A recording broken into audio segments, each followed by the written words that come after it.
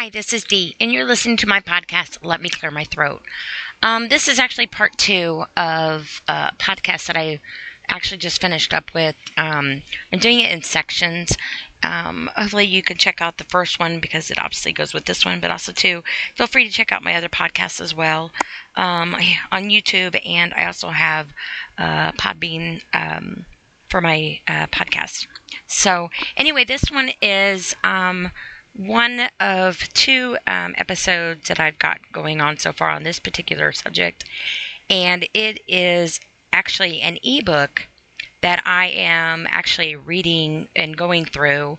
And the reason I have chose to do this is because this is a very, very important subject to many, many people, and I feel like it needs to be touched on in many ways. And I feel like when we talk about sobriety and people with addictions and habits and whatnot, a lot of people are very quick to judge, I feel, on thinking that the person that is doing some type of addiction, mostly it's referred as drugs and alcohol, but like I've said many times, addiction is not just drugs and alcohol. It is many, many factors. Anything that is self-satisfying or some type of reinforcement, whether it be positive or negative, or self-medicating, if you will, is an addiction. And I also touched on how some people call smoking cigarettes is a habit and not an addiction, but yet I don't see how that's different. So anyway, if you haven't checked out part 1, please do so, but I'm going to recap what I talked about and spoke about in that particular podcast, so it kind of gives you a rundown so we can pick up kind of where we left off in this ebook. This ebook is 100 pages long. You can get it on drugrehab.com. I have printed it out myself because I'm a paper person. And the first part of it, let me start from here, is on drugrehab.com, and it's called the Sobriety ebook, Your Guide to a Better Life. If you have not checked this out, please do so. There's a lot of great information in here, whether some of you know, or maybe you're trying to be a mentor or whatever, and this could be really, really great reference. And a great, huge help. It's not only contains some vital information and knowledge and resources, but it also has a workbook with some answers or questions. Some questions in there that is made mainly for you. If you are interested in partaking in this, you can get your pen and paper out. You can follow along and write down the questions as I go. Obviously, this is recorded, so you can always go back, because I know sometimes I do talk fast. So I will try my best to slow down when I ask the questions, and so that way you can write them down. But also, too, feel free to also go on this website and follow along if you want to, whatever works for you. So anyway, again, it's called the Sobriety ebook, Your Guide to a Better Life. It is on drugrehab.com, drugrehab.com. And it is written by Chris Elkins, M.A. And we started off our last podcast. Basically, there was a welcome letter by Dr. Timothy Huckabee. And he basically touched base in this welcome letter about his own experience and stuff, and some very encouraging words to the reader. We talked about how to use the ebook and its benefits, and how to navigate through the pages and what to expect. Quick tips for sobriety. Being open and honest with yourself. Obviously, the first level, I believe, in trying to any type of change, if you will, to yourself and your well-being, has to start, in my belief, with being honest with yourself and taking ownership of yourself. And this can go for anything, not just sobriety. In my personal opinion, you can't really make changes to yourself or to your life, or the things that mean the most to you, until you are first and foremost honest with yourself. And honest with yourself on really being honest on what works for you, what you're trying to change, the pros and the cons, the ups and the downs, whatever it is that you mentally need to evaluate yourself on, and being honest about it is the only way that you're going to be able to take your first step, in my opinion, and make the step actually, I guess, effective, if you will. Let's see. Making a plan. Obviously, making a plan on how to go about doing what you want to go about doing. And what works for one person might not work for another person. And the way one person may handle it, or somebody's mental stability or their financial stability, or even their availability on what they can do. Say they are I'm going to say this respectfully, a quiet closet addict. And so you try to get sober silently. Creating short-term goals. Goals are very, very important. And making long-term goals are awesome, but making short-term goals usually are more feasible, because if you try to start too big with your expectations, you're setting yourself up for considerable failure. And what I mean about that is not that you're a failure, but there's so many things in life that contemplate and go into different factors of the scenarios that you go through to try to heal and try to overcome what you're going through. And so if you expect too much of yourself at once, then you're going to be more apt to be disappointed and more apt to want to just give up and just say hell with it. It's easier just to, go with the flow and do what I was doing because this is too hard and I'm just a failure, and all the other mixed emotions that come to play to you, obviously, is very heartbreaking, but also a very big reality. So setting small, short-term goals are more likely to be able to help you to adjust to a different way of life. It's kind of like, if you set a okay, let's say hypothetically, you're going to make a change in your life that's more positive. So you can either start small by saying, okay, first and foremost, making the step to want to actually take a step. That's a goal. Making a plan. That's a goal. Creating a short-term goals. It's a goal. Trying to find different ways of being honest with yourself and being honest about those factors is a goal. So any type of taking steps that are in a positive, beneficial, but non-biased direction is a major progressing step for you. And it is a short-term goal that can benefit long-term. And as you progress and as you get stronger, your goals then can be more emphasized and more expanded, if you will, to be more realistic in the frame of mind that you're in at that time and frame when it comes to changing and revamping and continuing on making additional goals. Because just because you have goals and you reach them doesn't mean you need to stop. You just continue to keep growing, and your goals will keep growing. But also, too, as you continue to heal, you might go in and adjust some of your short-term goals because it might not be what you're wanting to do anymore because you're in a different state of mind. And when you first start your short-term goals off, you might not be as strong and mentally, I don't want to say stable, but mentally self-worthing of yourself, if that makes sense, as what you would be in time as you start to take the sobriety journey and the journey of healing.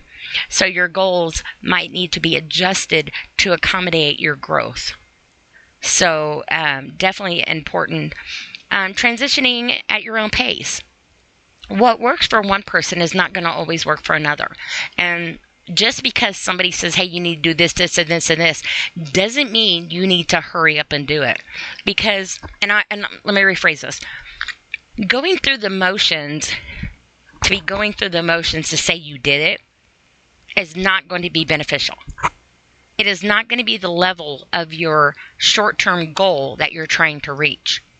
Because, like, say if they say, hey, you need to go to an NA class or an AA class or group or whatever, and you're going to these groups and you're going to these classes and you're getting the pamphlets and you're talking to people and whatever. But let's say, hypothetically, afterwards, you're stopping off at the bar, or you're stopping off at your buddies or your dealers, or whatever, and you're doing both at the same time. Now, while you're transitioning and you have intentions, your pace is not going to be the same as everybody else's. Your method is not going to be the same as everybody else's. But in doing this also takes back to being honest with yourself. Because if you're being honest with yourself, then you need to acknowledge that you are human. You are not going to be 100% solid just because you say, hey, today I'm going to quit. Today is day one. And just because you're going to mark that day off on your calendar does not mean that it is not going to be started over tomorrow or the next day. Because it's a part of growing and healing and adjusting and learning, and multiple reasons. And why people might shun and shame you because, well, you fell off the wagon again, or, they relapsed, or here we go again. It's not so simple as what people that have not experienced it could even imagine. And just because one person did a method and went to classes or meetings or whatever, and it worked for them, does not mean that that's what is going to work for you. Like, some people might need to go in-house to an in facility and be, in a facility, long-term, short-term, whatever. Maybe they need to be away from their friends, their peers, their family, and be solitude somewhere. And while that might be great, in doing so, understanding, I guess in my opinion, understanding that while you do this, and this is awesome to do, but also being realistic to yourself to know that when you come out, even though you've secluded yourself away from these triggers and possibilities and environments and whatever, when you get out, it's like, I don't really want to compare it to prison, but it kind of is, I guess. You're walking out, and it was a fresh start. But what are you going to do? What are you going to do with your life now? Are you going to go back to your environment and pray that you're strong enough? Because, hey, I'm out, I'm rehabilitated, I was in there for 30 days, and I am fixed, I am healed, I'm ready to go, I can handle it. No, that is not always the case. Because sometimes you get triggers. You still got whatever it is that you are self-medicating yourself from. You still have to face that. But also, too, you have to face yourself in the same mirror that you looked at prior to when you left. If that makes any sense. And then you have to decide what reflection you're really looking at in that mirror. And while I am very proud of you for going off and getting help, please by no means take that as a downgrade. But being realistic with yourself, you have to prepare yourself of still remaining honest with yourself, even when your 30 days or whatever it is that you're in there for are up. And just because it's a rehabilitational facility doesn't mean it's going to be one that works for you. Because there are different ones that have different availability, different resources, and different types of method, and different types of expectations and realistic abilities, if you will. So make sure you do your research. And obviously, too, in my opinion, if you're trying to get rehabilitated, if you're trying to heal, this is the word I want to use. I don't want to say that you're trying to recover from your addiction. You're trying to heal. You're trying to heal enough to stop medicating yourself. And you're trying to learn self-worth, self-respect, and self-dignity. And you, first and foremost, you have to get that with yourself. And that's by being honest with yourself. And I want to say this with all due respect, because I am struggling with the notion of thinking of myself per se. But anybody in this world that struggles with self-worth and low self-esteem and all that stuff, and always used to doing for everybody else and self-medication and whatnot, whatever the case may be, learning how to appreciate and respect yourself is one of the biggest healing processes that you will probably ever encompass. And I say this because that is pretty much where it starts to heal. Yourself. And some people, I believe, don't even know even where to begin on how to see themselves as worthy. And that breaks my heart, because I know all too well that feeling. I know all too well that level. And I am hugely and adamantly doing what I can do to revamp and rejuvenate, if you will, me in my life. And that's a big, huge transition. And what I'm doing might not be fast enough for everybody else, but I would rather be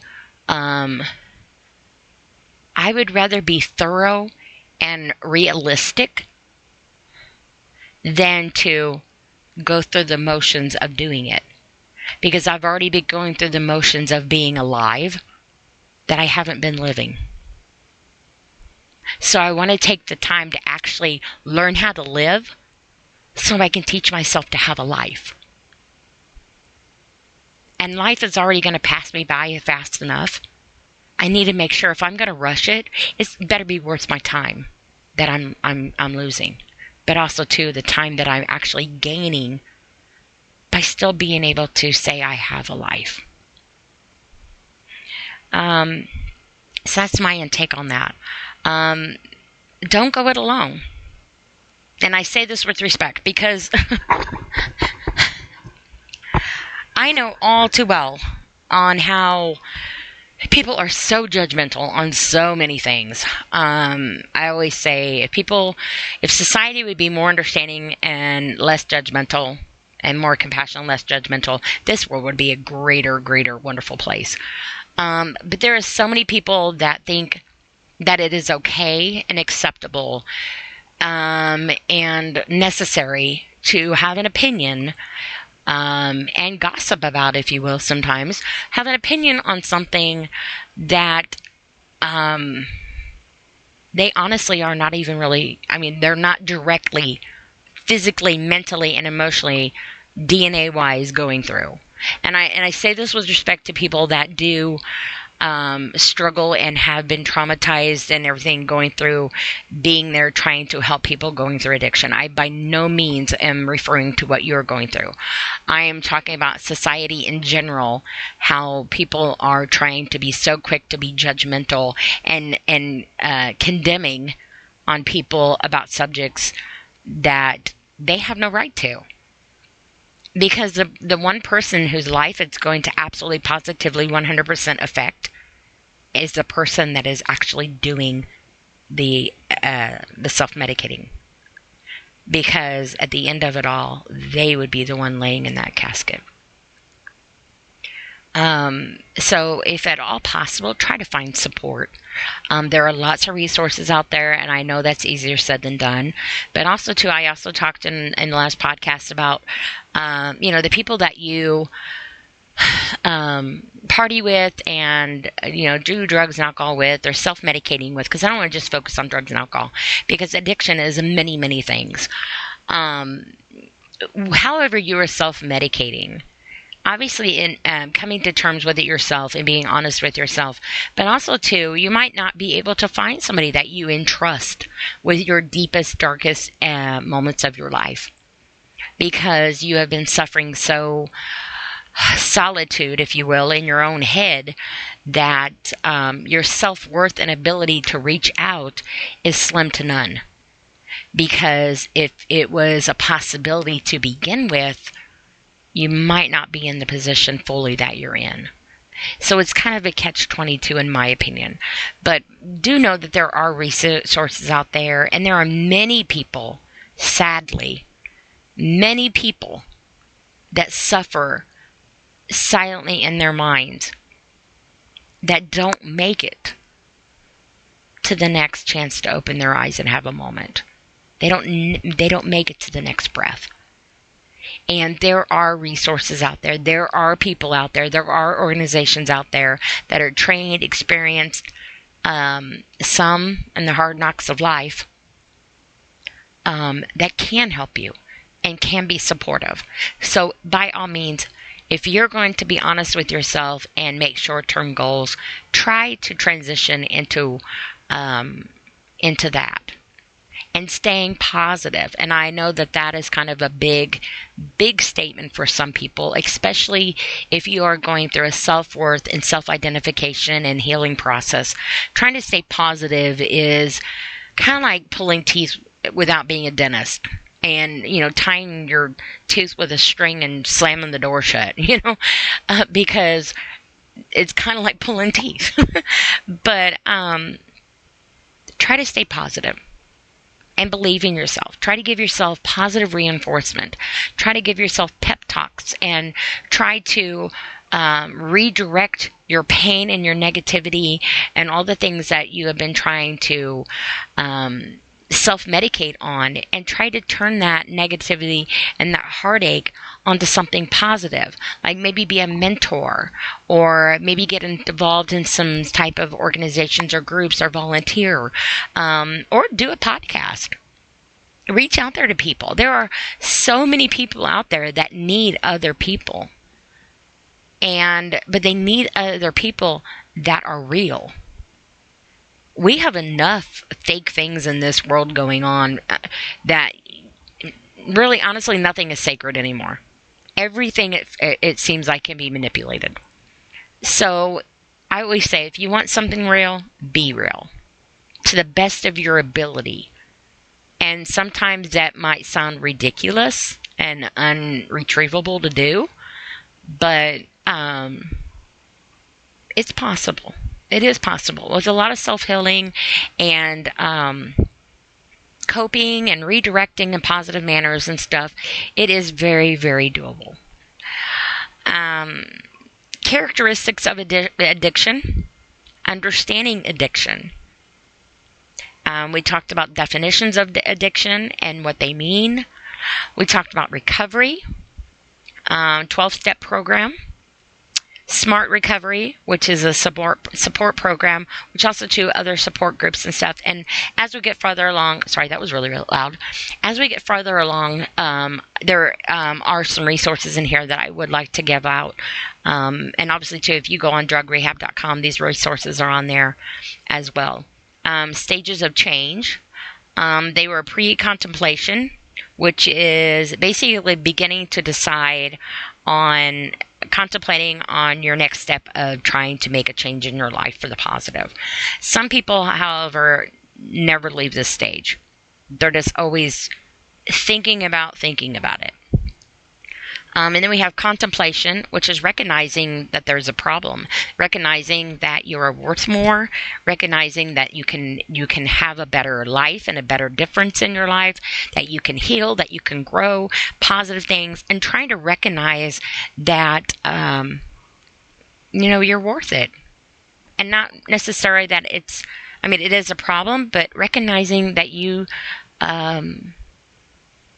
deserve better than how you feel. Then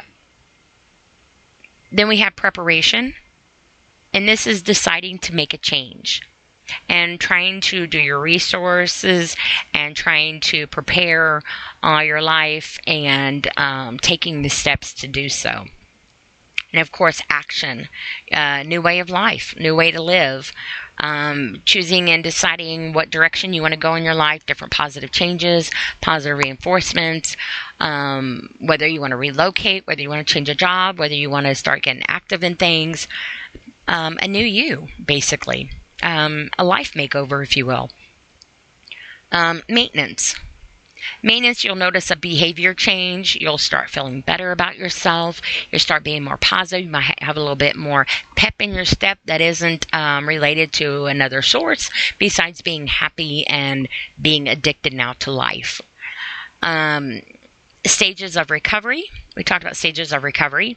Stabilization, such as withdrawals, cravings, and trigger points. The early phase of recovery, which is recovery and dependency. And then we have the middle phase of recovery, which is basically starting to live healthy and taking care of yourself and being more knowledgeable about your appearance and bathing and your hygiene and your food intake and your dehydration recovery as well. And that's no joke. Late phases of recovery, learning from your mistakes without beating yourself up, learning from your mistakes and remembering why you decided to do your healing process to begin with. And maintenance. And they say maintenance is going to be for the rest of your life. I guess it depends on, it is, obviously, but it's also depending on how strong your mind frame goes.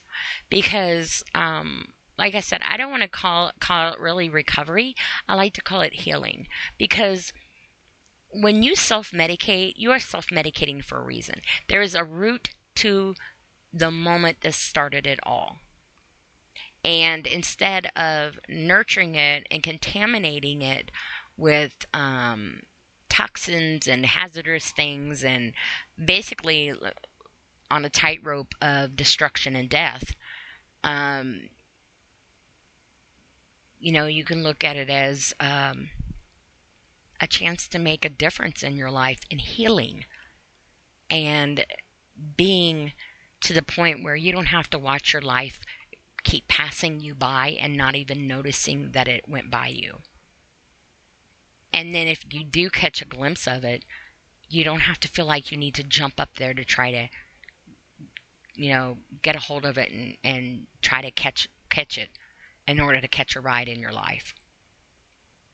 But you spend the time chasing a high that probably isn't really even there hardly anymore to get addicted to the motion and the action of the addiction. Because sometimes it's not always just being addicted to the addiction. It's being addicted to the action of the addiction. And I talked about that in the last podcast as well. And then we also have the possibility of relapse. And just because you may, I don't want to say fall down, but relapsing, don't be so hard on yourself. Don't give up just because you might relapse, but again, be honest with yourself. Don't use it as an excuse either.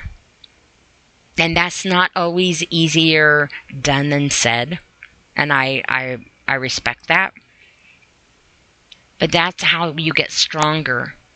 You get stronger with it, and in time, eventually you're going to get fed up with yourself to the point where you're going to be like, okay, I've got to do something different because this is not working for me the way I've been doing it. This is not how I want to live my life. This is not who I am. This is not what I deserve. This is not what I want for my future. This is not what my legacy and what I leave behind to the world to remember me as. This is not what I am. And eventually, you will believe that enough that you will set yourself straight. Literally, figuratively, and theoretically.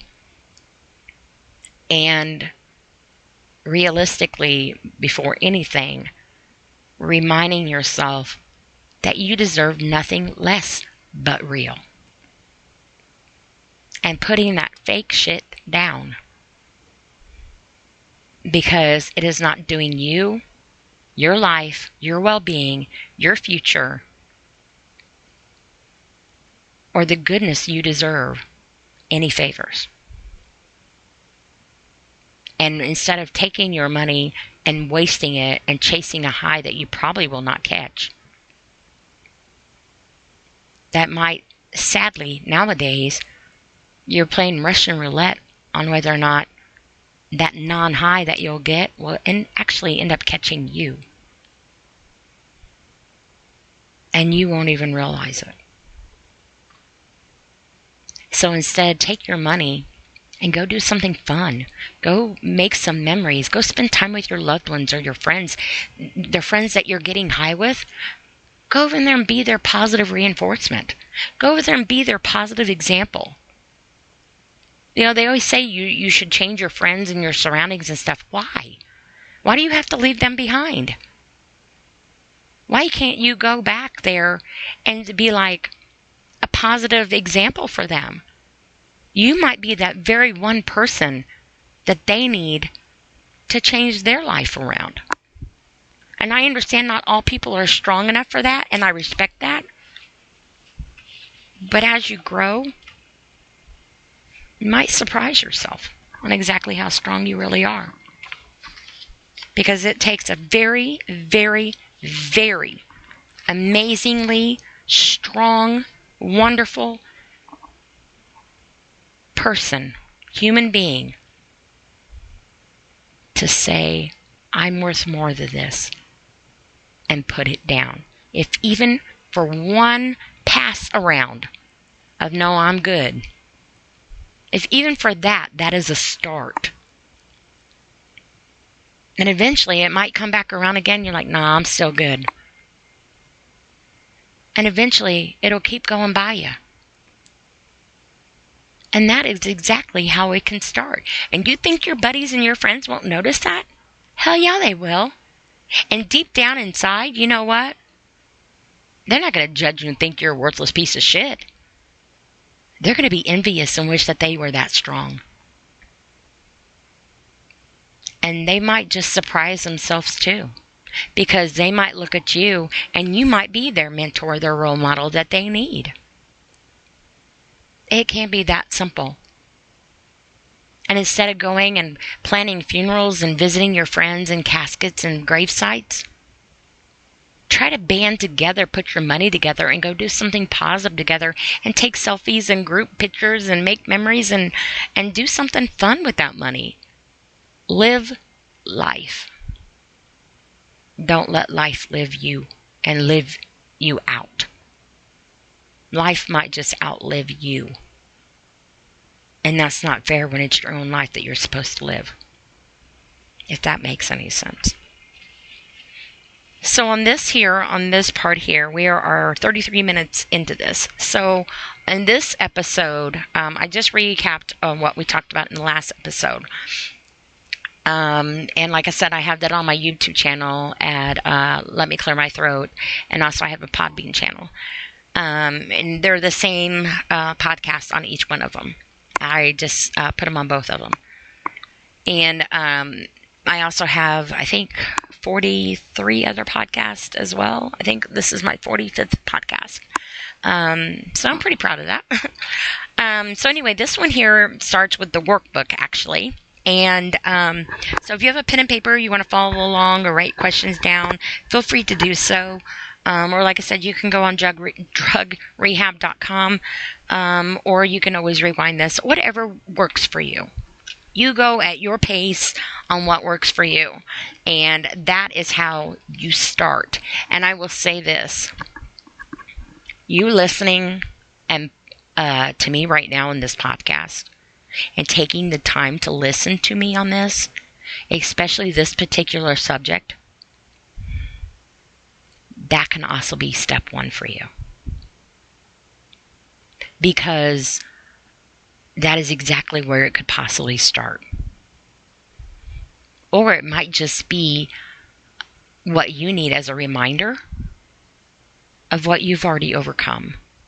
Or it might just be beneficial information that you need for a loved one or to understand what somebody else may be going through. Because unless you have absolutely positively walked down the road of acknowledging yourself and seeing yourself in the dark, it's hard to see any other way. If that makes any sense. To me, it does. So hopefully it does to you. Anyway, on this one here, I'm on page 20. It's called Making the Choice. You made the choice to become sober. Friends, family members, health providers, and maybe even law enforcement may have influenced that decision. But that didn't make it for you. Reflect on your decision, your life before sobriety, and the life you want to live without alcohol or drugs. And I'm going to add any other self-medicating addictions or habits. You can answer the questions in this. It says the space is provided. But you can answer the questions below at your convenience, at your pace. But be honest with yourself, because this is the only way and only hope of actually having a new beginning and being a new beginning and an honest, positive, realistic way of your life. For the first time in your life, we're going to focus on your life. You. Capital Y, capital O, capital U. You. So number one, and like I said, you can write these questions down and you can just answer them when you have time to really think about it. You do not feel like you have to rush through it right now. And you will never be graded on it. Nobody even has to see it, know about it, or whatever. This is between you, yourself, and your honesty. Number one, why did you become sober? Why did you become sober? Now you can also, this question's not in there, but I'm going to ask this question. Why do you want to become sober? What are the benefits of sobriety? What benefits are you going to get by being sober? What will be the challenges of sobriety? What will you have to face in order to become sober? Like basically, what obstacles do you feel like you will face to become sober? Kind of like pros and cons, if you will. Let's see here. Turn my page here. Oh, I'm trying to figure out which stack I have this in. Sorry. Talking to myself. Next question. What do you hope to achieve in sobriety? Like, think of personal, professional, spiritual goals, short-term goals. Your particular answer, there is no right or wrong answers on this. This is a matter of being honest with yourself. What do you hope to achieve by being sober? Like, what goals do you have? And they could be short-term, long-term. However, this is your answer on being realistic with yourself. Next question. Which sobriety strategies worked for you in the past? And if you are first time trying to get sober, maybe you can ask the question, what strategies or resources do you want to look in on or think would possibly work for you? Maybe that could be the question that you can ask yourself as well. Next question. Why were those strategies successful? And again, if you're not able to answer it that way, maybe you can say, why do you think these new strategies that you want to do are the best possible actions for you? You know, the best possible, solution, I guess, if you want to say. And you can word these questions however you want to. These are just some example questions. Which sobriety strategies have not worked for you? And then maybe you can ask yourself, why didn't they work for you? Take time to reflect on your answers to these questions. This isn't a permanent list. You can add to it, revise it, revisit it, change it, reword the questions, write your own questions. And like I said, pros and cons. Be realistic on what it is that you're wanting, what you're needing, how you need to make changes, not only with yourself, but your life. And do it at your pace. Because rushing the clock to speed through, no pun intended, is not necessarily the best way to go. It's like taking a test and just filling in the bubbles just to say you took the test and not caring what the outcome of it is and what the results are. Well, in the test of life, unfortunately, sometimes you don't get a chance to study. So just filling in the blanks sometimes, just to go through the motions of filling in the blanks of your life, are not always the best interest for you. At first, it seemed hard. After a while, it became almost fun. I had something to work towards in myself, some personal improvements. This was Marnie, who was 30 years sober from alcohol. This was a statement that was made. It says, setting goals. Achieving and maintaining sobriety isn't as simple as deciding not to drink or use drugs. Making that choice is the first step towards recovery, but you'll have to overcome several obstacles on your path to lifelong sobriety. You'll need to create a support system, develop stress relief techniques, and learning coping skills. You'll need to determine the reasons you drink or use drugs. You'll need to avoid triggers and find ways to cope with people, places, things, and different things that cause cravings. You'll also need to find a purpose for living. And I talked about like triggers could be something as simple as getting your blood drawn. If you do things intravenous and you get your blood drawn, that could be a huge, huge trigger for you. Huge trigger. Also, too, bathrooms at the gas stations, the bathroom period, showers, taking a bath, going to people's houses, going to friends that you've partied with, going to outings, going to bars, whatever the case may be. Huge triggers. Or maybe you're in a scenario that you get all stressed out and you don't know how to cope, and the only way you've coped before was by using self-medicating. So trying to find different ways to redirect yourself, and calming mechanisms are very vital in that stage. I have talked about before that I am a self-harm survivor, and I'm a suicidal victim survivor, as well as many other surviving factors. But I have been teaching myself to redirect myself and find positive coping mechanisms for myself, healthier choices. I've been trying to talk myself through moments of triggers that have set me off on where I've gotten so upset and have harmed myself, that I have tried to find ways to redirect those emotions.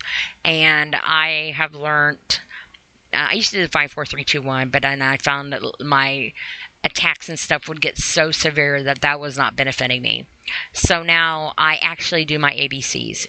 I do my ABCs either out loud or in my head, sometimes both. And I'll do whatever works for me at the pace that I can do. And when it's really, really bad, I'll say my ABCs, and sometimes I'll do them in sign language at the same time. And when I get to the point where I can go through it and not be crying or be lost for breath, and I'm actually totally calm, I will then say it a couple more times to kind of like a cleansing ABC, if you will, until I am absolutely positively calm. And when I get to the point where I do won't you say them with me, I will take a deep breath, and then I will start again. And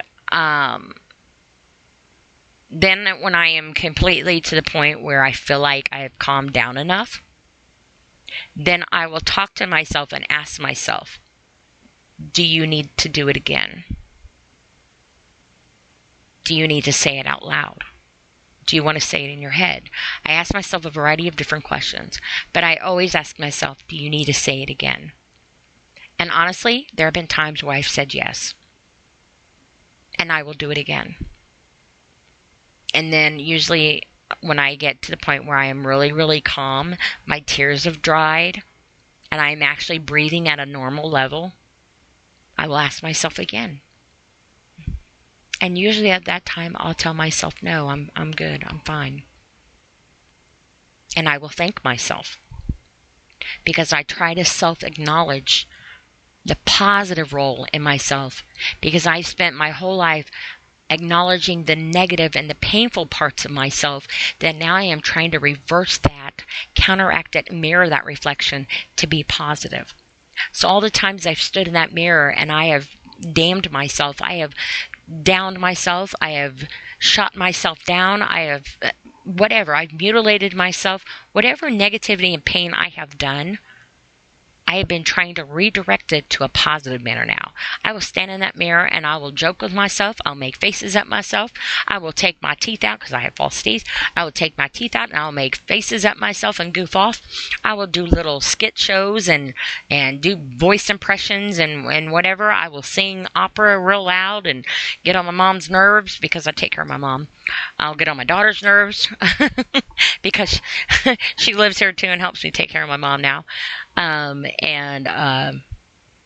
I smile and I'm okay with it because I know for that moment, in that moment, that breath, I actually felt like it was worth me taking that next breath. I didn't feel like a worthless piece of shit. And that was a huge, huge trigger relief for me. And I'm still working on the rest of it. But trying to find ways to redirect your pain to a positive direction, to me, was a huge altering life journey for me that has been very, very life-saving. So just kind of my words to you. It goes on to say, goals give you something to work towards, and they hold you accountable for your actions.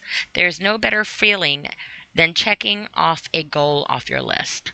And you can reward yourself with tangible incentives when you complete a goal. Positive reinforcement. I was a therapist for autistic kids, and one of the things that we do for our kiddos is positive reinforcement.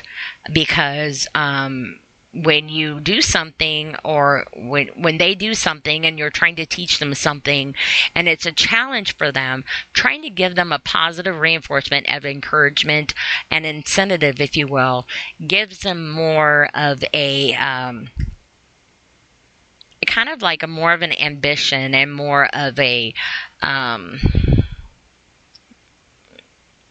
I don't know, they're more apt to want to continue to do what they need to do to achieve that goal because they want the positive reward. And they are more apt to strive for that reward in a positive manner. And it takes steps. Even so much as transitioning to one room to another room is a huge, huge step. Even getting one of them to try a new food is a major accomplishment. Major. Getting one of them to not eat the salt that you spread when it's winter out and pick it off the floor to eat it because they have pica is a major, major positive stepping stone. And although that might sound gross or silly to some, to that child, to that person that is fighting that battle, that is huge. And it doesn't matter if it's an addiction or if it's some other type of battle that you're facing. Trying to redirect the thing that everybody has in common, whether it's an addiction or trauma or whatever, it's pain. The root of the pain that caused the beginning is what needs to be redirected. and healed. It's healing. It's teaching yourself to believe in yourself enough to want to think you're worthy enough to not have to force a smile, not to act like you're okay, not to act like you want to be somewhere or not be somewhere and you really want to be, but you can't handle it. It's too overwhelming for you. You can't handle it. Fighting with the demons in your head, fighting with the demons around you. Seeing and hearing things that other people don't see and hear, and they're looking at you like they're crazy, but to you, they're all more than real than not. But instead of them trying to understand that it's real to you, even if it's not real to them, is a huge, major negative trigger for you. Because what did that just do? It gave you an insecurity. Another insecurity that you added on to everything else you have carried. Feeling like you are just a crazy, worthless piece of shit. And you're not. You're not. You're a beautiful, worthy, decent, and loving, caring, forthcoming, goals, hopes, dreams, all that stuff. That's you. And you might be like, nah, man, that ain't me. You don't even know me, man. You know what? I bet you deep down that is there. You just might forget where you put it. And you deserve to remember that you are worth more than what your demons and your heartache and your pain has made you feel. You are. I promise you, you are. It goes on to say, strive to create goals that are actionable, measurable, and realistic. The SMART goals framework is an easy way to recreate effective goals. And I talked earlier about SMART was a recovery program. So SMART, what does it stand for? That's a loaded question. But according to this ebook, it does have a definition. So SMART stands for specific, measurable, attainable, realistic, and time-bound. And I'm going to go over these slower. Specific. Specific, the goal is clear and its meaning is obvious. A specific goal is clear and its meaning is obvious. Measurable. Be sure you can easily determine if you accomplish the goal. Be sure you can easily determine if you accomplish the goal. Measurable. Attainable. You have adequate resources for reaching the goal. So basically, realistically, your resources are realistic for reaching the goal that you are trying to reach. It's actually attainable, doable. Realistic. You have enough time, ability, and motivation to reach the goal. Basically being realistic with yourself. You have enough time, ability, and motivation to reach the goal. Time-bound. The goal has a deadline. Time-bound. The goal has a deadline. Now I'm going to say this.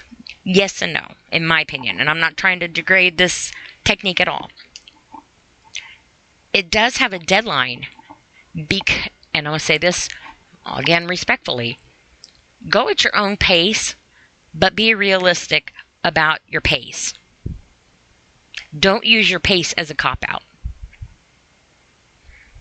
I'm trying, I'm doing it, I'm going as fast as I can.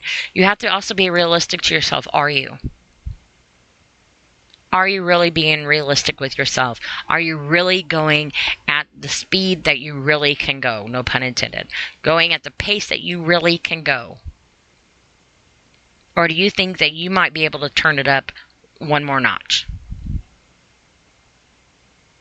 Have you tried to push yourself to go a little bit faster without overwhelming yourself? Even if you do just a little bit at a time, each time increase and do more of trying to be realistic with yourself, on being specific with yourself, being measure yourself, of being able to determine that you can actually accomplish what you want to do.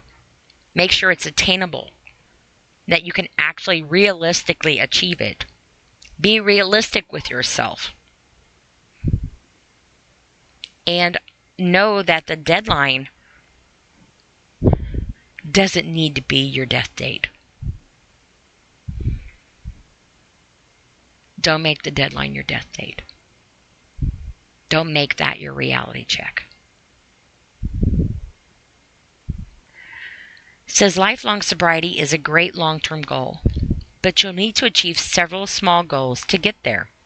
It's less intimidating to set a short-term goal of achieving sobriety for 1 day. Then you can set a goal to achieve sobriety for 3 days, maybe 5 days, 1 week, 2 weeks, a month, and so on. Achieving sobriety dates helps you to see the progress you've made and motivates you to continue working towards future dates. You'll want to set other goals along the way that make maintaining sobriety easier. It says creating goals. You reflected on your decision to choose a life without drugs, alcohol, or any other self-medicating addictions, and you've learned to create effective goals for achieving and maintaining sobriety. Now it's time to make your goals. Remember, goals should be actionable and measurable. For example, you can plan to eat a fruit or vegetable with each meal today, or tell a specific person that you need help staying sober before the end of the week. Avoid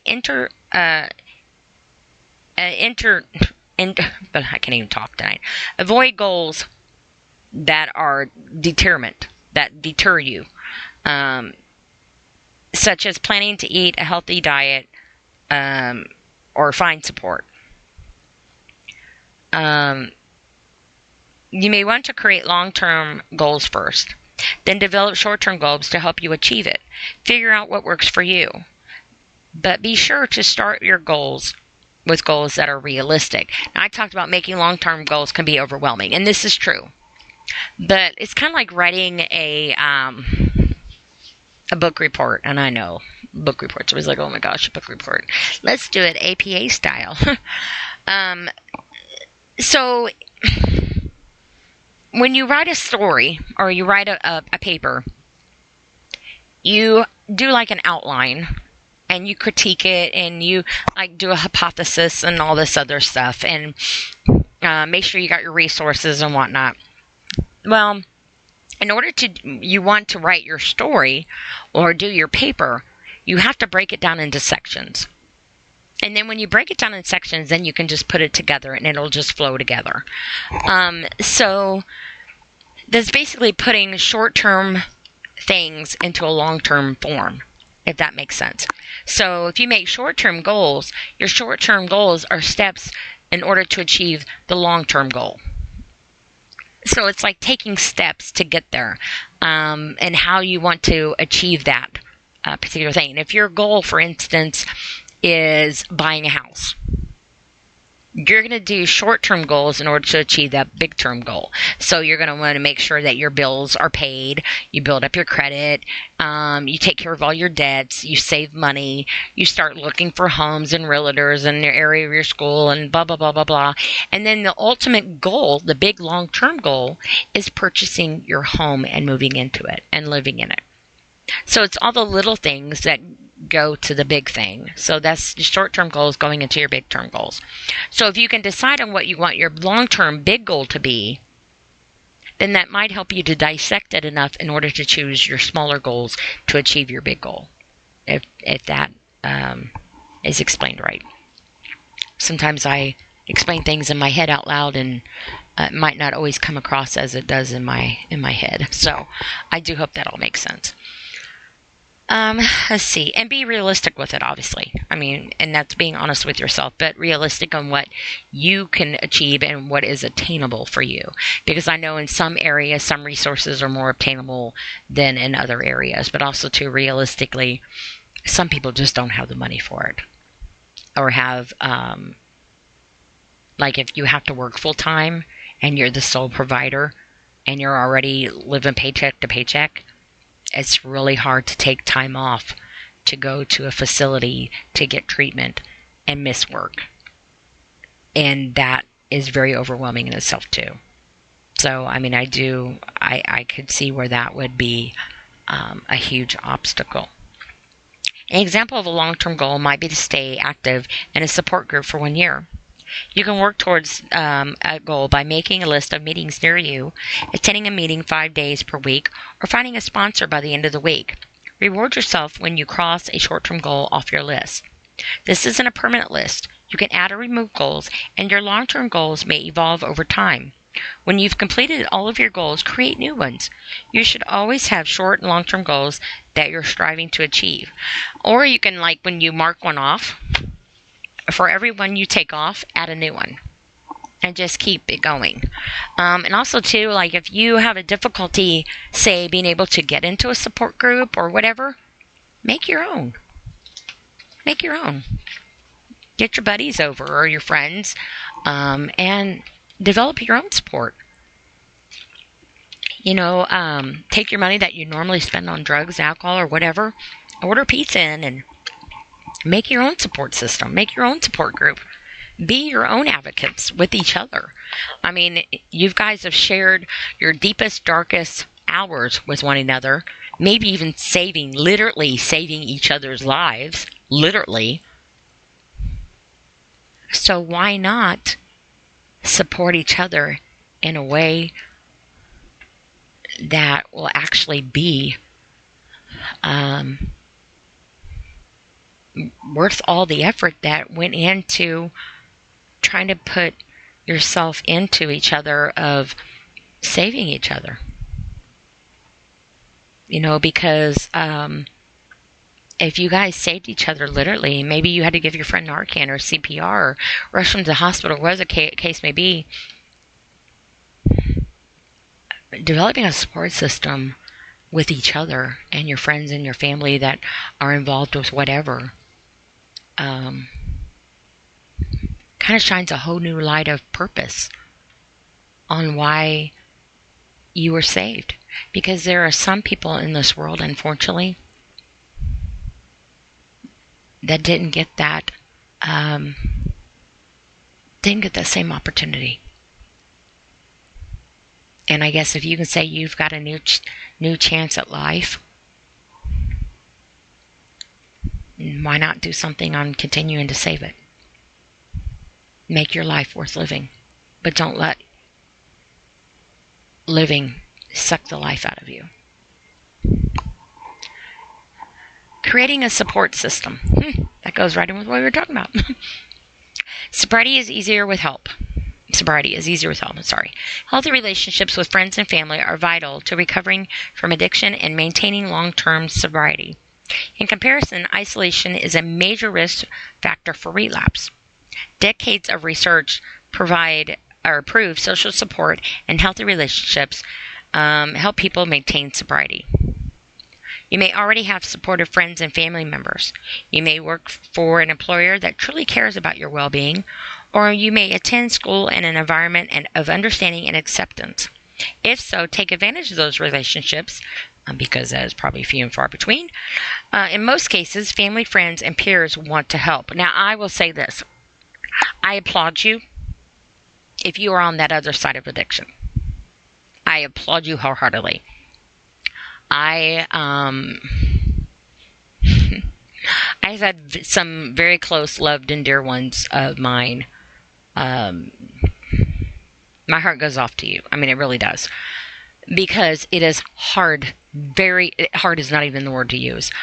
It is life crunching to be on that end. And you develop a huge PTSD. Huge. And it is a big traumatic alteration of your mental state of mind in more ways than you probably will even realize, because you will be trying to save your loved one that you will not even realize how much you are dying inside. And my heart and my prayers definitely go out to you. But unfortunately, some people do not have that level of support. There are so many people that do not have the love and support of their family and friends, regardless if it's drug, alcohol addiction, or any type of addiction. If it's a medical issue, if it's a mental issue, if it's a financial difference, if it's just any kind of difference at all. Family is supposed to be there for you. But I have learned in my life of trauma that I have been through, I have a lot more relatives than I do family. Literally, a lot more relatives than I do family. And I come from a very big bloodline. But I can count my family on one hand. I got plenty of relatives. But I don't have very much family.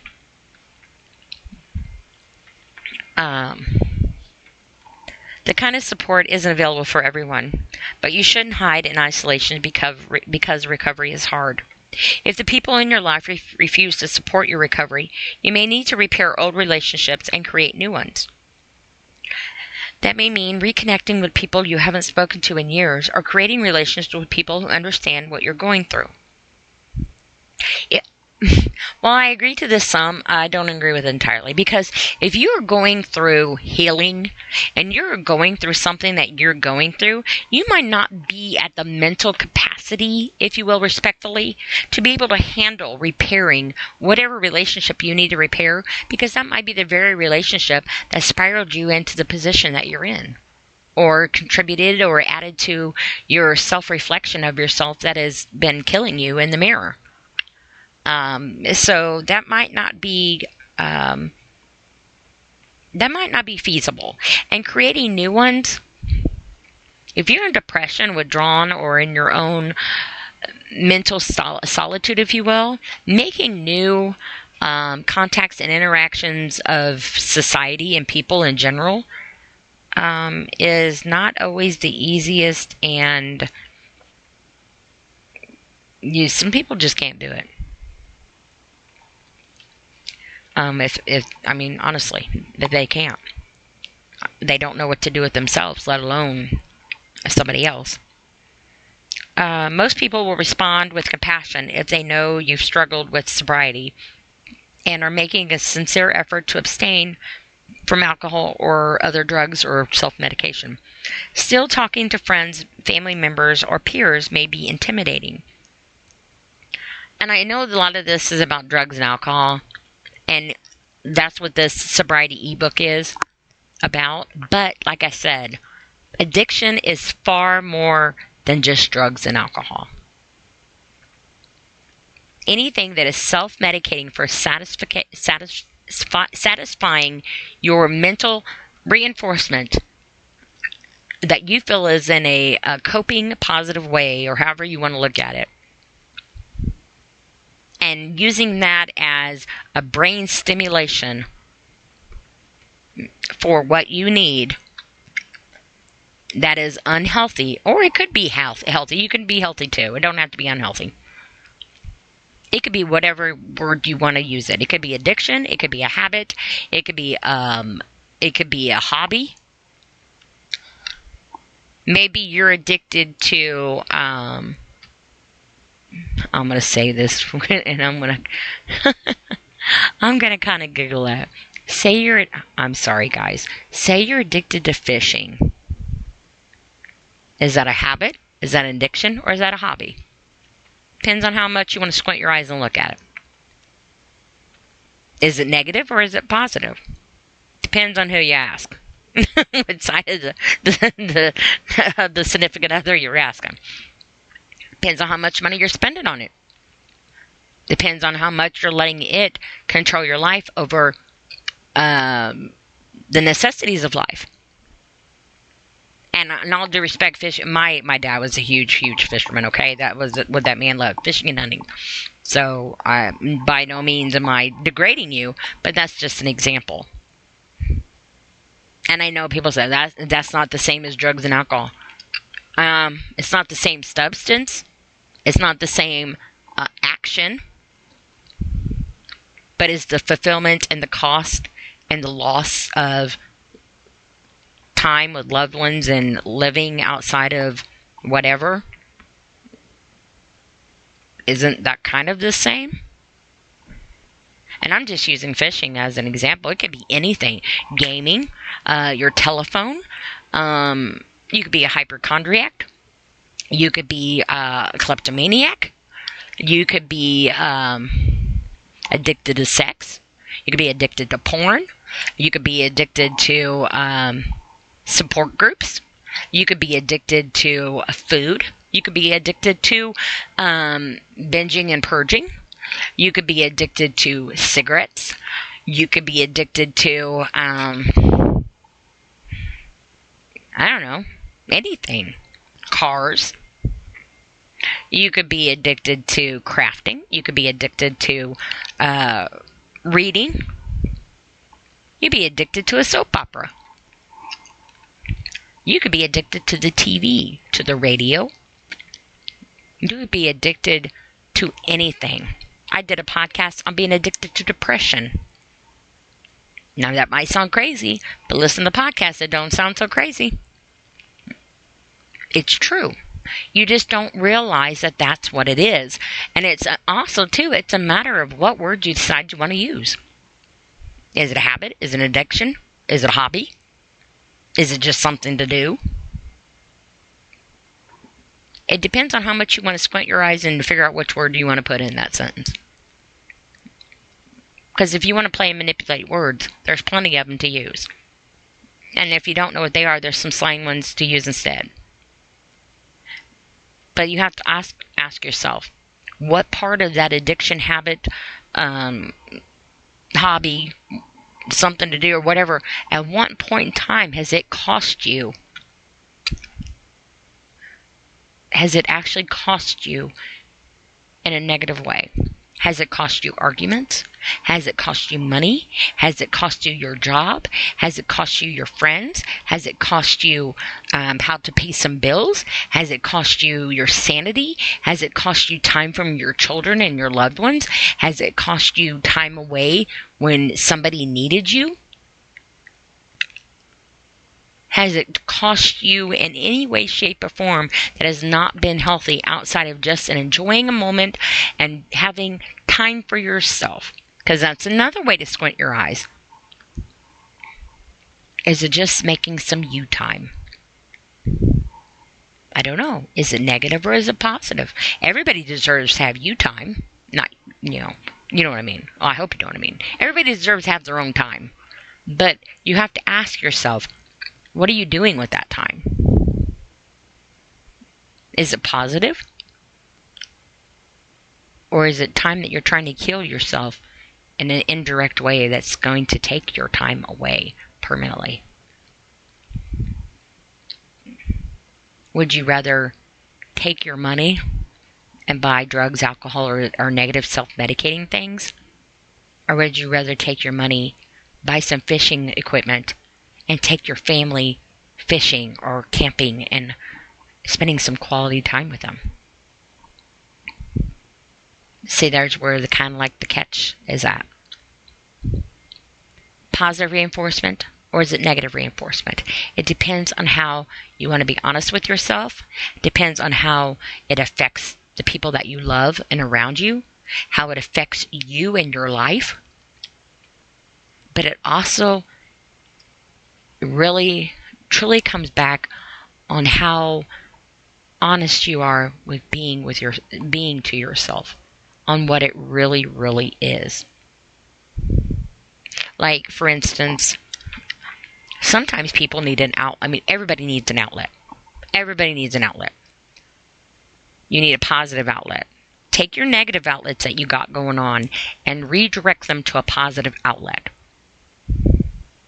So, it was before, like I said, my dad passed away almost 3 years ago. And he was a big, huge, avid hunter and fisherman. Big time. Thanksgiving, he'd ate dinner, and he used to not be there on Thanksgiving, which was a big no-no to Mom, because our holidays were huge here. So it got to be the point where he had Thanksgiving dinner, and then when dinner was over, he was gone. He was hunting. When I was married to my first husband, I think every Thanksgiving I spent without him, because it was the biggest hunting day of the year. And so pretty much every Thanksgiving, it was just me and my kids with my family. And he was hunting for the weekend. And I did spend every Thanksgiving without him. And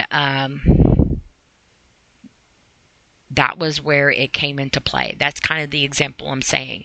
He would rather, instead of waiting until 1 or 2 o'clock in the afternoon to go hunting, or whatever the case may be, until after dinner, because we always had dinner early, like 1 o'clock or something. He chose to get up bright and early, in the middle of the night or whatever, to go and be gone the whole complete day until well into the evening time, and not come home at all until late in the evening. And instead of making the decision to go in the afternoon, say 2 o'clock even, just to give his family, his children, and me family time at the holiday to be thankful, and whatever the case may be, instead he chose to do it the other way, and therefore then it became negative. It was positive for him, but it was negative to me and his children, our children. And that had a very huge impact on the relationship. So, I mean, that's kind of where the catch goes into it. It depends on how you look at it, how honest you are with yourself, how much you can adjust things, but also too, it depends on a lot of factors. It's not so cut and dry. It really isn't. It says, sorry, I lost my place. Okay. The kind of support isn't always available for everyone, but you shouldn't hide in isolation. I think I read this part already, because recovery is hard. If the people in your life refuse to support your recovery, you may need to repair relationships. Yeah, I did. And old relationships, or create new ones. That may mean reconnecting with people you haven't spoken to in years, or creating relationships with people who understand what you're going through. Most people will respond with compassion if they know you're struggled with sobriety and are making a sincere effort to abstain from drugs or alcohol. Still, talking to friends and family members and peers can be intimidating. Personal relationships are valuable, but many people don't understand the challenges of maintaining sobriety. Most people in recovery from addiction find value in talking to others who have been in their shoes. And I guess that's kind of where the phase is. Don't talk unless you've walked it. Tips for talking to your friends, your family, and your peers. Be honest. Be patient. Be straightforward. Forgive past harms. Don't make promises you can't keep. Ask for help. And I'm going to counteract that. Tips, basically, I'm going to say from family and peers of people that are coming to them. Listen. Be non-judgmental. Be open-minded. Talk to them, not at them. Actually listen to what they're saying and hearing what they're saying, because it's not always the same thing.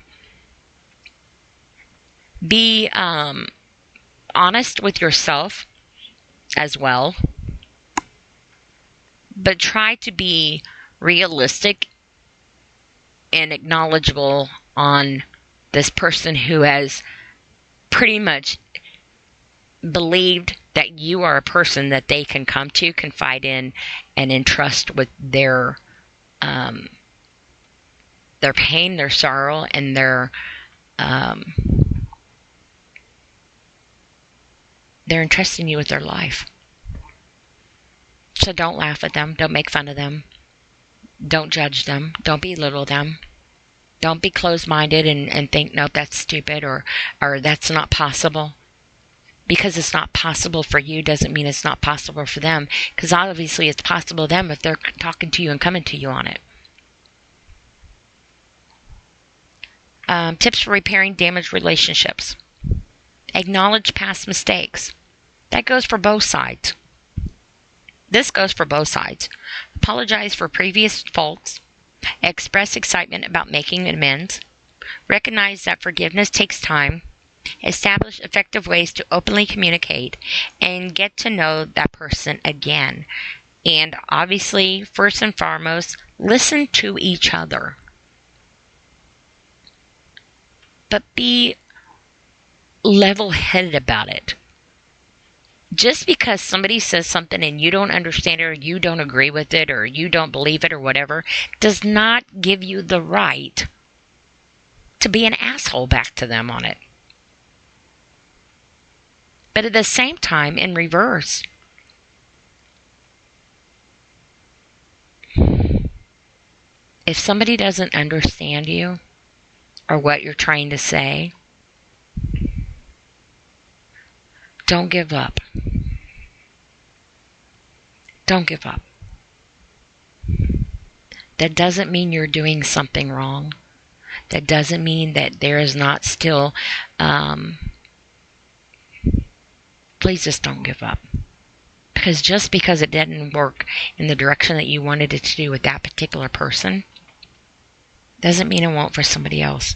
Because maybe somebody else is supposed to be there for you in a different way, in a way that you need. There's many, many factors that come into play. But one thing that needs to remain the same, regardless, is don't give up on yourself. Even if you feel like everybody else has. And I know that's easier said than done. Believe me, I do. I totally do. But you are worth more than the pain that you feel. You really are. It says almost every community in the United States hosts Alcohol Anonymous, Narcotics Anonymous, and other types of support group meetings. Many require you to begin a 12-step program, but several support groups adhere to the other recovery models. Find the right support group for you. You can also read more about support groups on page 90, which is the resources and stuff that I said that I would go over here, not necessarily tonight, but I will go over and give to you. And if you do need them now, obviously, drugrehab.com, it's on page 90 of the ebook. If you need that, or obviously, there's a lot of resources out there. I don't know if you have 211 in your area. That's kind of give and take, honestly. Sometimes, all due respect, I think it's a joke sometimes. And it's not very funny when you're in time of need. But also, 988 is a suicide prevention helpline. They can help you with a lot of things. And I don't know if it still exists, but I know Ask a Nurse used to be a thing. I don't remember the number. But there used to be Ask a Nurse, where you can call for about medical questions and stuff, and they can also advise you and give you medical advice and stuff. So that's also something too you might want to check into. Relationships give you a shoulder to lean on when times are tough. They give you somewhere to go when you need a safe environment. They help you to learn and develop new skills. They're also mutually beneficial. You'll find happiness and purpose in developing new friendships and helping others. Now, again, I was talking about like being a mentor, maybe volunteering in some places, maybe in some even groups, homes, or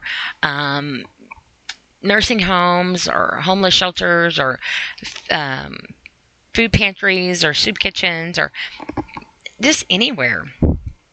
To give yourself a purpose, give yourself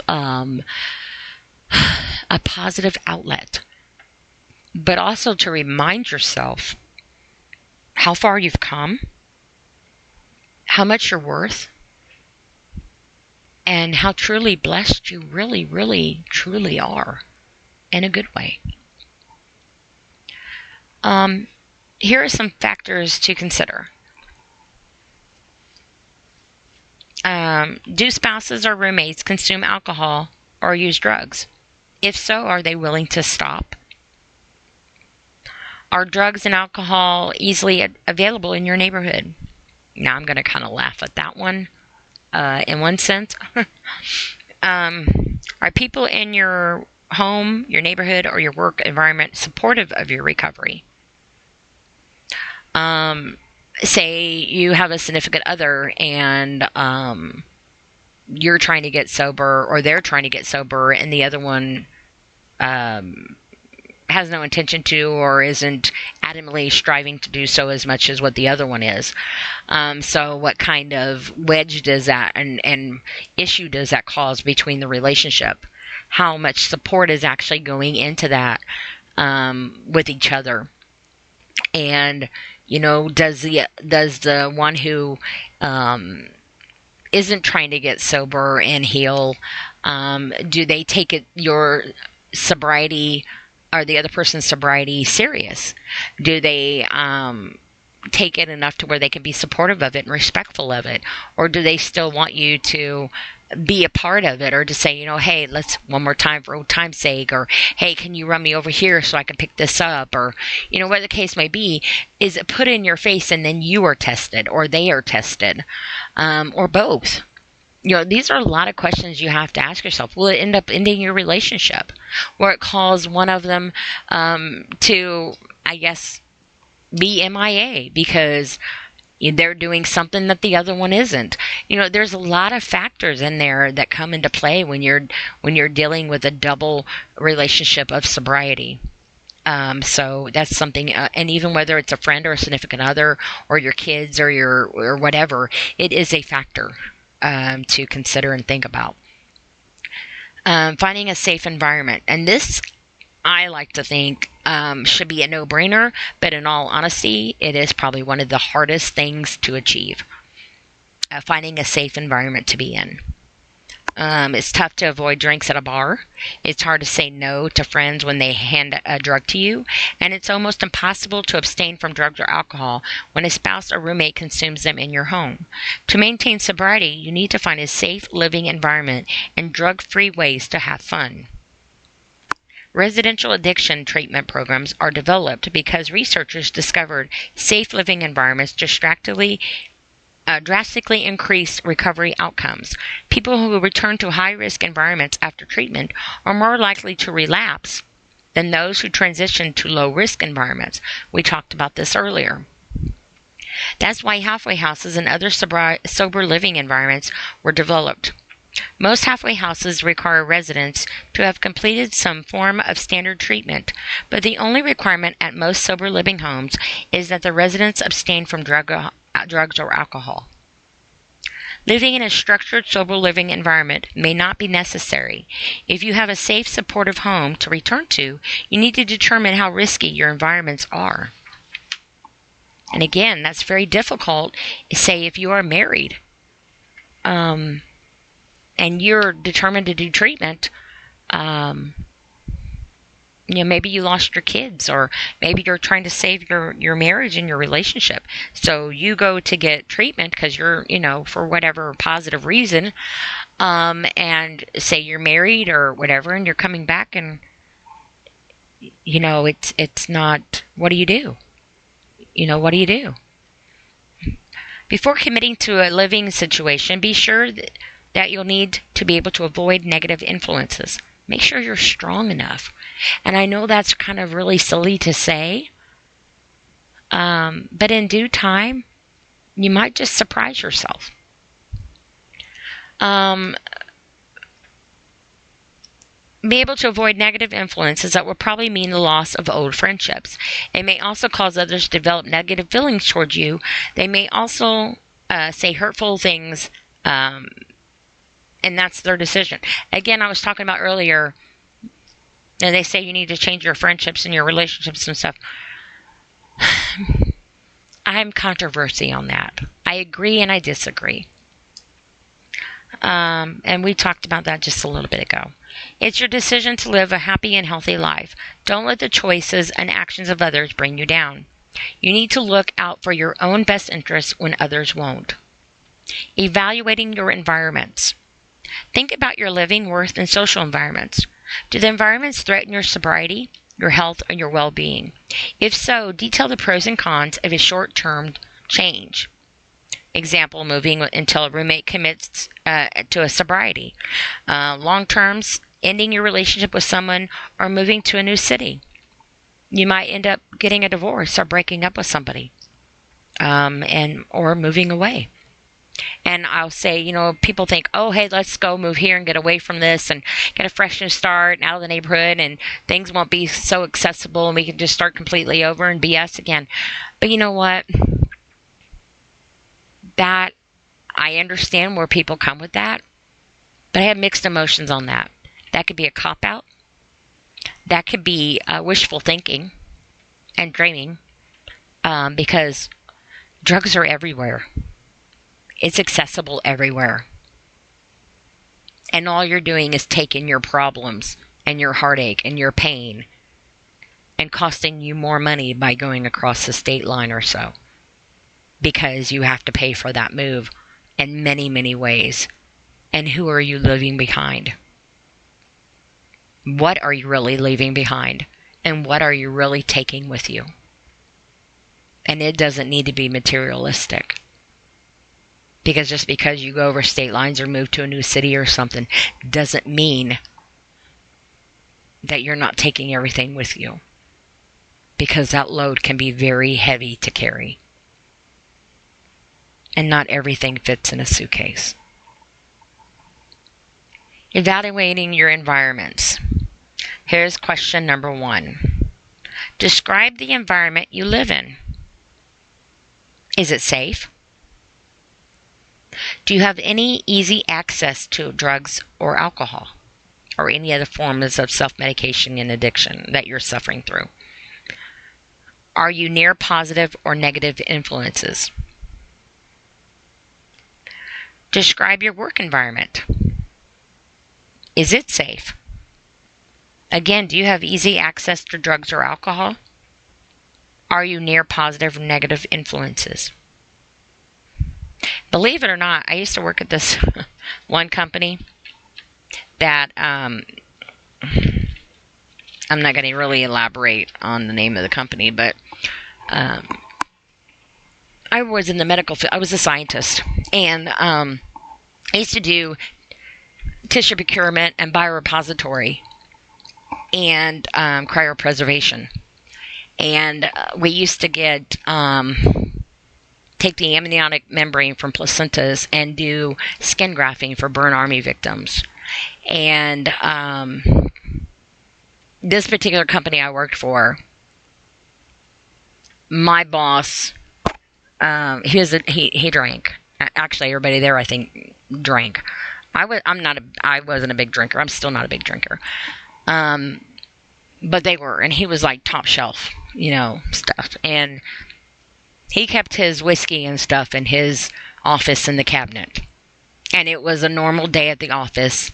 There was beer in the refrigerator in the back at the employee stations. And that was a normal day at the office. And I'm not saying people sat in there and drank and got drunk. That's not what I'm saying at all. They didn't do that. But if somebody wanted to go in there and have a beer, or if my boss wanted to take a shot of his whiskey in a glass or whatever and have a cold drink on the rocks, so be it. That's what they did.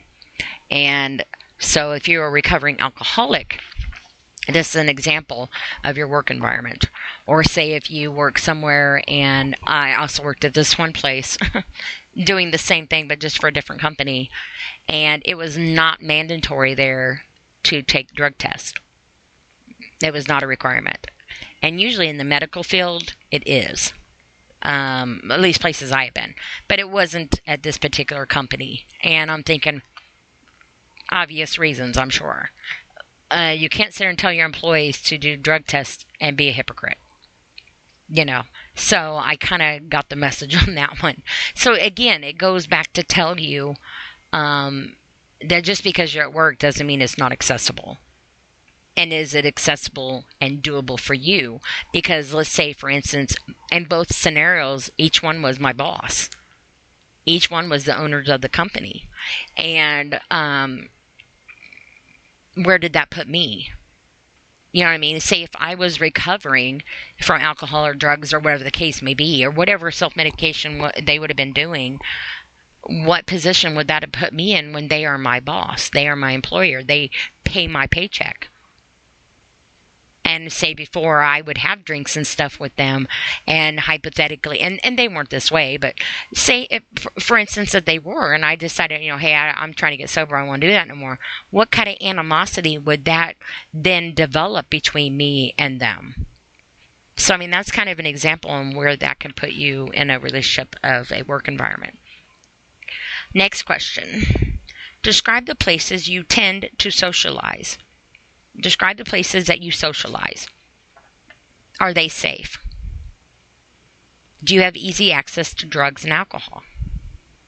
Are you near positive or negative influences? See, and that's a loaded question. Because if you're recovering, and let me rephrase that, if you're healing, 9 times out of 10 in this day and time, it's all accessible. It's all accessible. So that's kind of a difficult, it's not a difficult question. It's a difficult solution.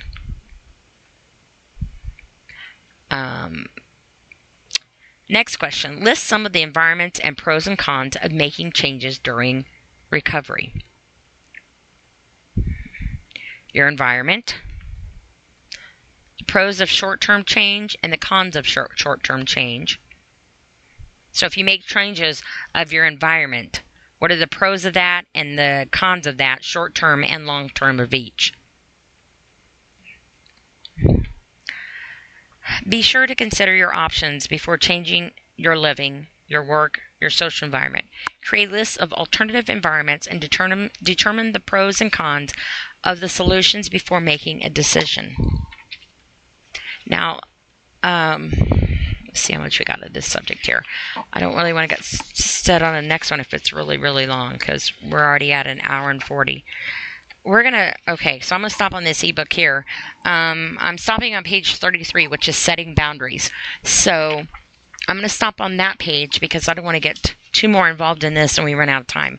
Because while I can keep talking on and on and on YouTube, Podbean actually has, I think, a 2-hour limit. So, and while I do have the gift of gab, Podbean will cut my mouth off. Which my family and friends may applaud and wish they could do sometimes, but that's a whole different podcast therapy session. So anyway, but all jokes aside, this is not a laughing matter. It really is not. It's a very serious, deadly, and unimaginable journey that anybody will ever think that they will never have to endure and take on. And those that believe it couldn't happen to them,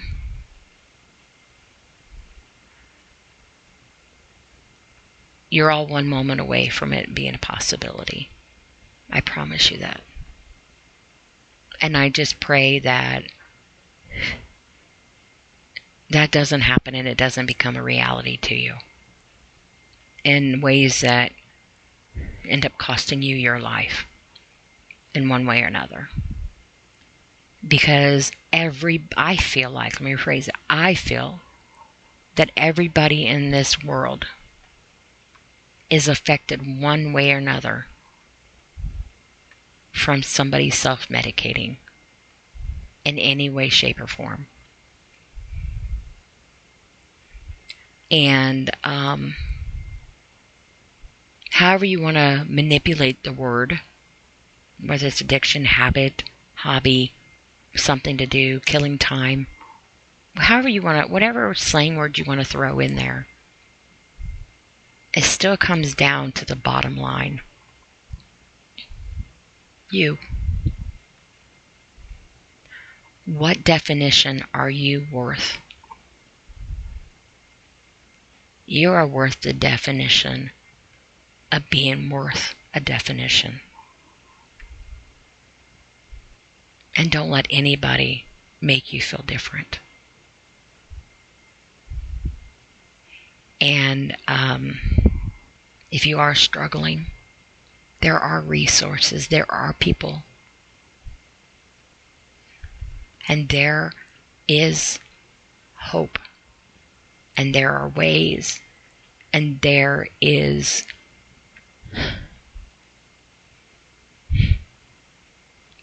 a reason that you are pre-contemplating your self-worth. And if you are pre-contemplating it, then you have taken the first real step to healing. And you are worth that. You are worth every single moment of your life.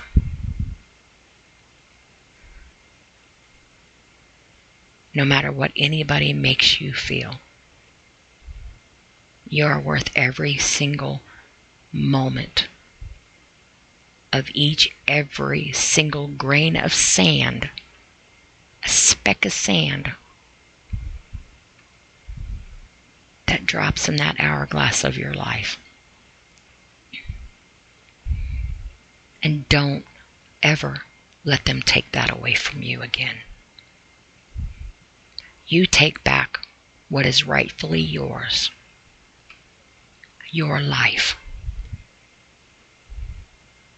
Your life. And if you are suffering, 988 is the suicide prevention hotline. Try to find coping mechanisms. And I try to do mine prior to and have backups to it, because sometimes what will work one time won't work necessarily the next time. But find what works for you and be honest with yourself. Being honest with yourself is going to be the hardest thing that you will ever do in your life, I believe. Because that's when you have to actually face yourself. And sometimes we're too busy being our biggest critics that we don't know anything different. So just remember, I always say, try to remember what you don't know. You.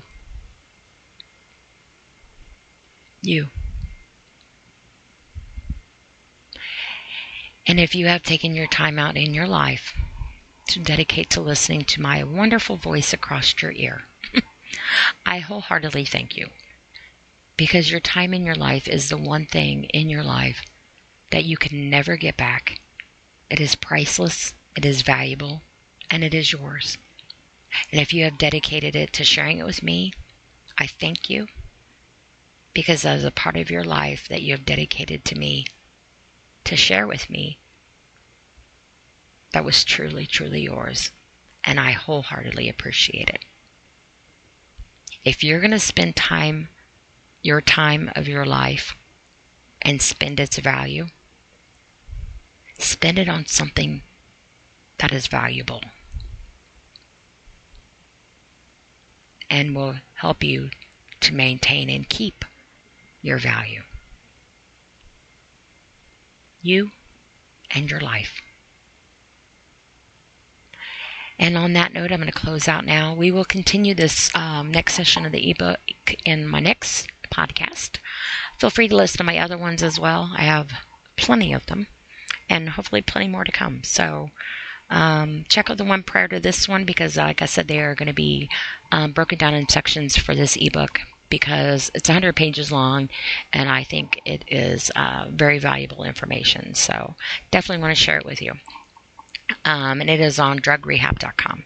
So if you haven't looked it up or had a chance to look into it, please feel free to do so. It has a lot of resourceful information.